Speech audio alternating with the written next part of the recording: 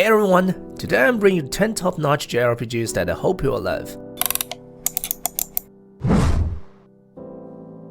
Tales of Arise rightfully earned its title as the best RPG of 2021 TGA, a milestone in Bandai Namco's Tales series and a significant entry for the franchise in the new console era. Its most notable upgrade is undoubtedly the comprehensive evolution of its graphics. Thanks to Unreal Engine's realism and unique watercolor shaders, the game presents a fantasy world that is exquisite, realistic, and dreamy. The characters have also matured, becoming more three-dimensional in both appearance and personality. However, beneath the visual overhaul lies the old-school JRPG core of passion. You can embark on a classic, blood-pumping journey to save the world while overlooking the contract plot elements if you're more into the combat. The series' unique and latest combat system is enough to overshadow any narrative shortcomings, so just dive in and enjoy. The Ys series, starting in 1987, is a long-standing franchise. Ys 8 has managed to stand out with its intuitive yet layered combat system that demands quick reflexes and tactical thinking. You will experience intense rhythm-based battles through attacks, dodges, and spectacular skills. These battles not only deliver extreme satisfaction but also serve as a primary way players interact with the game world. The intertwining of story and characters creates a vivid narrative framework, making an adventure filled with emotional tension and depth. Through main quests and various side missions, players will gradually uncover the island's secrets and the past of its inhabitants. Ys 8 offers a compact yet rich game world, combining fast-paced combat, engaging story, lore-deep exploration, and captivating music into a memorable and surprising adventure. Missing out on Persona 5 is like missing half of the JRPG world. While it might sound exaggerated, it underscores the impact of Persona 5 Royal. If you're familiar with JRPGs, you'll find this statement not all overstated, as Persona not offers a feast but a full-course meal that is utterly satisfying. From a spin-off of Atlas Shin Megami Tensei series to becoming a standalone hit that even surpasses the main series in popularity, the Royal version enhances combat and dungeon exploration from the original, adding many new characters and stories. The game's main storyline can largely change based on player choices. The Royal version also reflects its daily activity restrictions, allowing players to enjoy school life more freely and develop relationships with NPCs. The addition of new characters adds fresh colors to the story. This is the 11th main entry in Falcon's The Legend of Heroes series, telling a new story with the Republic that has never been explored before. Along with new characters, the game introduces a brand new changed combat system, adding large-scale map, real-time battles, and special effects for battle transitions on the top of the series' traditional combat. The seamless battle transitions greatly enhance the overall immersion. The story finally moves away from the somewhat childish, harmony-oriented narrative of previous entries, fitting more with the youth-oriented direction of this installment. Whether you're a long-time fan looking for a new adventure or a newcomer wanting to dive into the series, this game is the most suitable entry. Handsome men and beautiful women have always been synonymous with the Final Fantasy series, and Final Fantasy VII showcases this perfectly. If Final Fantasy VII represents the series, then Final Fantasy VII Rebirth is its culmination so far. The story has been slightly altered to make Cloud's mental breakdown more reasonable, and the original diorama map has been replaced with an open world, fitting the vast setting of Final Fantasy better. The gameplay has shifted from linear to non-linear, greatly enhancing player freedom, though the increase in side quests also raises the time cost for obtaining Platinum Trophy. The art of the game remains strong, and the addition of Yuffie to the team brings more vitality, with the full team swimsuit bonus generously offered to players. You can see the influence of Final Fantasy XV in Final Fantasy VII Rebirth, as Square Enix have poured all its experience and essence into this work. However, it still has some flaws, such as the overall great lighting causing visual fatigue and the abrupt changes between light and dark scenes causing discomfort.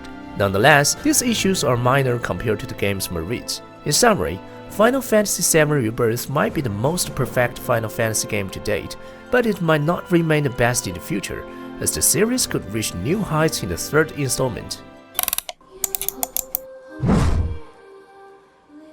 Octopath Traveler 2 boasts significantly audio-visual improvements over its predecessor, continuing the unique HD 2D visual effects of the first game's 3D CG, offering a blurry and exquisite visual experience. The support of music and voice actors also adds color to the game. As the soul of RPGs, the story covers all bases, creating 8 characters with dynamic and vivid personalities within a limited narrative scope. The traditional but optimized turn-based combat system continues the series' break-and-boost mechanics. The day-night cycle is another highlight of this game, with characters, scenes, music, and performances all tailored to the light and dark periods, helping players immerse themselves better. In conclusion, whether it's Octopath Traveler 1 or 2, the series have faced doubts, criticism, praise, and pursuit. From different perspectives, players can find varying content, and whether it meets their needs depends on the individual. This game is the 23rd entry in the Atelier series. Following the breakout success of Atelier Reza series, the Atelier games have garnered some attention, but Kyo Tokmo didn't carry over the tie elements from Reza to Sophie. Compared to the Reza series, this game may not have huge advantages in audio visuals. To the Atelier Sophie 1, both graphics and character illustrations have lived in the quality, with noticeable improvements in the scene design and character modeling. The visuals are clearer and brighter, and the character models appear more mature. The game also features a weather system, serving as gameplay mechanic for puzzle solving and exploration, which players can control freely. The combat adopts a real-time turn-based system, adding a dual attack setting to make battles fresher and more interesting. The alchemy gameplay is more engaging than in Atelier Reza, with the puzzle-like alchemy system providing a puzzle game-like experience, making collection less tedious. Overall, Atelier Sophie 2 is a game that has improved in both quality and content. Whether you are attracted by Reza or not, you will find enjoyable gameplay in this one. Grand Blue Fantasy Relink, developed by Cygames, is a JRPG based on the decade-old Grand Blue Fantasy franchise. With the release of Relink, it has become a dark horse. The game's action system is pushed to the limit, with epic character models, a world of beautiful blue skies, and white clouds that are simply breathtaking.